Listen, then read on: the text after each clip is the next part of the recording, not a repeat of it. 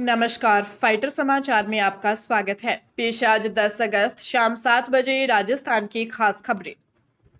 राजस्थान राज्य निर्वाचन आयोग ने साल 2026 के नगरीय निकाय आम चुनावों के लिए तकनीकी बदलाव करते हुए मध्य प्रदेश के multi post multi vote model EVM मशीनों का इस्तेमाल करने का निर्णय लिया है, जिन्हें हैदराबाद की ICIL कंपनी ने तैयार किया है। नए नियमों के अनुसार यदि पोलिंग बूथ पर ईवीएम चालू करते समय डिस्प्ले पर क्लॉक एरर दिखता है या समय वास्तविक समय से अलग है, तो भी यदि बाकी कार्य सही हैं तो मतदान नहीं रोका जाएगा और पीठासीन अधिकारी विशेष पंचनामा तैयार करेंगे। आयोग ने मशीन बदलने के नियमों को स्पष्ट करते हुए कहा है कि सुबह मॉक पोल के दौरान कोई भी एक यूनिट BU या CU खराब होने पर केवल वही यूनिट बदली जाएगी, जबकि वास्तविक मतदान के दौरान खराबी आने पर पूरा सेट बदला जाएगा और नया मॉक पोल कराया जाएगा। इसके साथ ही क्लोज बटन की कैप बंद रखने और अतिरिक्त बैटरी रखने के निर्देश दिए गए हैं। प्रदेश में निजी बस ऑपरेटर, बस मालिक और ट्रैवल एजेंट आज मध्यरात्रि से अनिश्चितकालीन हड़ताल पर जा रही हैं। रविवार को हुई एक बैठक में यह निर्णय लिया गया, जिसके चलते प्रदेश भर में निजी बसों का संचालन पूरी तरह से ठप रहेगा। हड़ताल के दौरान बसों की ऑनलाइन बुकिंग भी बंद रखी जाएगी, जिससे यात्रियों को काफी परेशानियों का सामना करना पड़ सकता है। बस ऑपरेटरों का आरोप है कि फरवरी में हड़ताल खत्म करने के दौरान परिवहन विभाग के साथ हुए समझौते में बसों पर कार्रवाई न करने और जब्त की गई बसों को छोड़ने सहित कई प्रमुख मुद्दों पर सहमति बनी थी, लेकिन विभाग ने इन मांगों का पालन नहीं किया। समझौते का पालन न होने से नाराज होकर ऑपरेटर्स ने फिर से हड़ताल का रास्ता अपनाया है। राजस्थान सरकार ने 20 अगस्त से शुरू होने वाले विधानसभा के मानसून सत्र को लेकर अपनी तैयारियां तेज कर दी हैं। सदन की कार्रवाई सुचारू रूप से चलाने और विधायकों के प्रश्नों का सटीक उत्तर देने के लिए मंत्रियों को विशेष जिम्मेदारियां सौंपी गई हैं। मुख्यमंत्री भजनलाल शर्मा के अधीन आने वाले विभागों से जुड़े संसदीय कार्यों और सवालों के जवाब के लिए डिप्टी CM दिया कुमारी सहित 5 प्रमुख मंत्रियों को अधिकृत किया गया है। दिया कुमारी आयोजना और सांख्यिकी विभाग संभालेंगी, जबकि गजेंद्र सिंह, जोगाराम पटेल, सुमित गोदारा और राज्य मंत्री जवाहर सिंह बेडम को अन्य महत्वपूर्ण विभागों की जिम्मेदारी दी गई है। सत्र में पहले मंत्री जिलों का दौरा कर आम जनता की समस्याएं सुनेंगे और लंबित मांगों की समीक्षा करेंगे। निकाय और पंचायत चुनावों की आचार संहिता लागू होने की संभावना के कारण नई वित्तीय घोषणाएं नहीं होंगी, हालांकि जारी विकास कार्य चलते रहेंगे।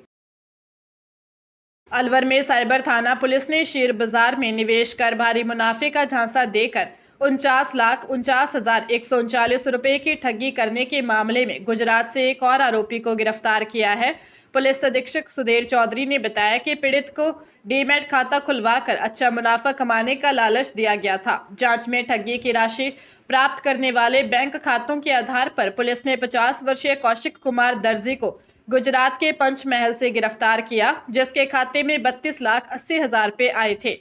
इससे पहले पुलिस गुजरात के ही महसाणा निवासी 28 वर्षीय मयूर कुमार गुणवंत भाई प्रजापति को गिरफ्तार कर चुकी है, जिसके खाते में 16,69,139 रुपए प्राप्त हुए थे।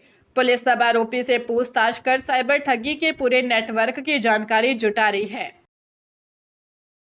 पंजाब के फिरोजपुर में पुलिस के ऑपरेशन प्रहार के तहत CIA स्टाफ जीरा और थाना मल्लावाला पुलिस ने नाकाबंदी के दौरान बदमाशों की धरपकड़ के दौरान 2 गैंगस्टर्स के गुर्गों को मुठभेड़ में घायल कर दिया। SSP भूपेंद्र सिंह सिद्धू ने बताया कि आरोपी हरजीत सिंह और दिलबाग सिंह बाइक पर किसी बड़ी घटना को अंजाम देने की फिराक में घूम रहे थे, जिन्हें रोकने पर उन्होंने पुलिस पार्टी पर फायरिंग कर दी। पुलिस की जवाबी कार्रवाई में दोनों आरोपी घायल हो गए, जिन्हें तुरंत अस्पताल में भर्ती करवाया गया है।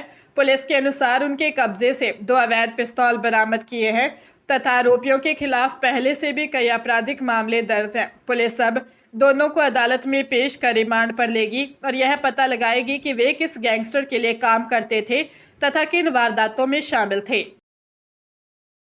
जयपुर में शुद्ध आहार मिलावट पर वार अभियान के तहत खाद्य सुरक्षा एवं औषधि नियंत्रण विभाग की सेंट्रल टीम ने बड़ी कार्रवाई करते हुए मैसर सानंद धाबास सोन पापड़ी निर्माण इकाई पर छापा मारा। आयुक्त डॉक्टर T शुभमंगला के निर्देशन तथा अतिरिक्त आयुक्त भगवत सिंह और संयुक्त आयुक्त डॉक्टर विजय प्रकाश शर्मा के सुपरविजन में हुई इस कार्रवाई के दौरान लगभग 1600 किलोग्राम सोन पापड़ी मौके पर ही नष्ट करवाई। जांच में पाया गया कि तैयार सोन पापड़ी के पैकेट्स पर पैकेजिंग तिथि और उपभोग की अंतिम तिथि अंकित नहीं थी, जो अनिवार्य लेबलिंग नियमों का सीधा उल्लंघन है। इसके अलावा फैक्ट्री में स्वच्छता और खाद्य सुरक्षा मानकों की घोर अनदेखी पाई गई।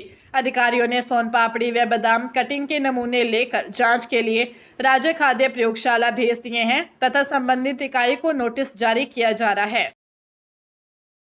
बूंदी जिला अस्पताल परिसर स्थित जनाना अस्पताल में धनात्री निवासी परसुत्ता निशा मीणा की प्रसव के दौरान मौत के बाद परिजनों ने जमकर हंगामा किया। 7 अगस्त को भर्ती कराई गई निशा की तबीयत बिगड़ने और अत्यधिक ब्लीडिंग से मौत हो गई। परिजनों ने इलाज में लापरवाही का आरोप लगाते हुए जिम्मेदार महिला चिकित्सक पर कार्रवाई की मांग की और काफी देर तक लेबर रूम से शव नहीं उठाने दिया। सूचना मिलने पर डीएसपी अनिल जोशी और प्रशासनिक अधिकारियों ने भारी पुलिस बल के साथ परिजनों से समझाइश की और शव मोर्चरी भिजवाया। हालांकि नवजात बच्चा पूरी तरह सुरक्षित है। जनाना अस्पताल के सह प्रभारी डॉक्टर गोविंद गुप्ता ने लापरवाही से इनकार करते हुए कहा कि परसुत्ता के परिजनों को सिजेरियन प्रसव की सलाह दी गई थी और आरोपी डॉक्टर उस वक्त ड्यूटी पर नहीं थी। मामले की जांच जारी है।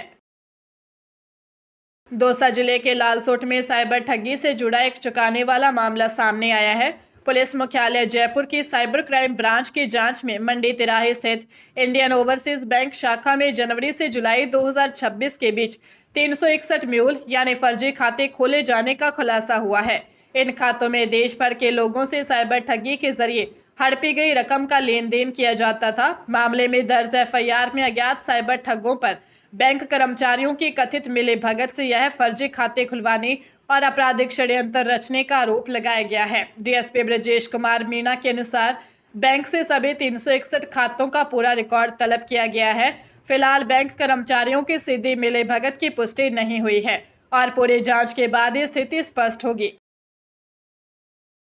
हरियाणा के गुरुग्राम के द्वारका एक्सप्रेस वे पर बीपीटीपी सोसाइटी के फ्लाईओवर के पास एक तेज रफ्तार स्कूटी बिना रिफ्लेक्टर या इमरजेंसी लाइट के सड़क पर खड़े कैंटर से टकरा गई। इस भीषण हादसे में स्कूटी चला रहे 24 वर्षीय लक्ष्य गहलोत और 23 वर्षीय निधि की मौके पर तथा इलाज के दौरान मौत हो गई, जबकि उनकी 22 वर्षीय महिला मित्र अंकिता कुमारी गंभीर रूप से घायल हो गई, जिसे आईसीयू में भर्ती किया है।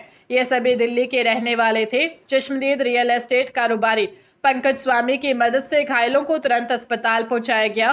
पुलिस ने चश्मदीद के बयानों के आधार पर लापरवाही से वाहन खड़ा करने वाले फरार टैंकर चालक के खिलाफ मामला दर्ज किया है तथा सीसीटीवी फुटेज की मदद से उसकी तलाश शुरू कर दी है, जबकि दोनों शवों का पोस्टमार्टम कराकर परिजनों को सौंप दिए गए हैं। टोंक की कोतवाली थाना पुलिस ने capri global capital limited bank में नकली सोने के कंगन गिरवी रखकर 4 महीने में 20,41,000 रुपये का लोन हड़पने वाले अंतर्राज्यीय गैंग का पर्दाफाश करते हुए भरतपुर के मास्टरमाइंड समेत 7 आरोपियों को गिरफ्तार किया है। पुलिस ने उनके पास से 8 नकली सोने के कंगन और 2 कारें जब्त की हैं। आरोपी अंकित शर्मा ने पहले 4 कंगन गिरवे रखकर 4,39,000 रुपये का लोन लिया था और दोबारा अन्य साथियों के नाम पर लोन लेने बैंक पहुंचा तो मैनेजर को शक हुआ, जिस पर पुलिस ने तुरंत कार्रवाई करते हुए अंकित और उसके साथियों अजहरुद्दीन, भंवर सिंह, दीपक शर्मा, सिकंदर कुमावत, शहजाद और भंवरलाल खारोल को दबोच लिया। पूछताछ में खुलासा हुआ कि यह गैंग टोंक और दिल्ली समेत कई जगहों पर बैंकों को इस तरह चूना लगा चुकी है। जयपुर के मालवीय नगर थाना क्षेत्र में ऑनलाइन वित्तीय धोखाधड़ी का एक मामला सामने आया है।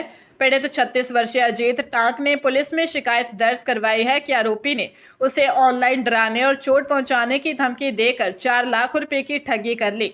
पीड़ित की शिकायत के आधार पर पुलिस ने अज्ञात आरोपी के खिलाफ मामला दर्ज कर जांच शुरू कर दी है।